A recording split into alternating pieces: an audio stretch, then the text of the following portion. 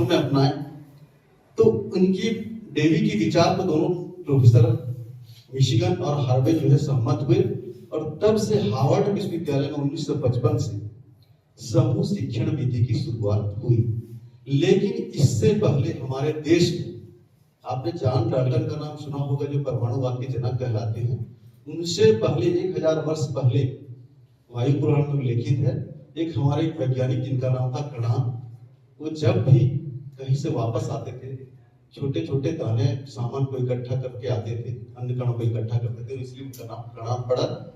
तो कणान जब अपने छात्रों को शिक्षा देते थे, शिक्षा देने के उपरांत भिक्षाटन के लिए भेजते थे, और भिक्षाटन के लिए वो अनाज के कणों को इकट्ठा करके लाने के लिए बोलते थे। तो बच्चे उसको ग्रुप में जाते थे और बहुत उत्साहित के साथ उस कार्य को करते थे, और जब जाते थे और जाने के बाद वापस आते थे, अपने अन्य को दिखा देते अपने गुरु को, फिर बाद में वही बच्चे एक समूह बना लेते थे और शिक्षण ग्रहण करते थे। और कोई भी समस्या आती थी तो वो अपनी समस्या का समाधान आपस में मिलकर करते थे। लेकिन ये दस्तावेजीकरण नहीं है। लेकिन इस समूह शिक्षण की शुरुआत हमारे देश में 1000 साल पहले से हो चुकी थी। अब हम देखते हैं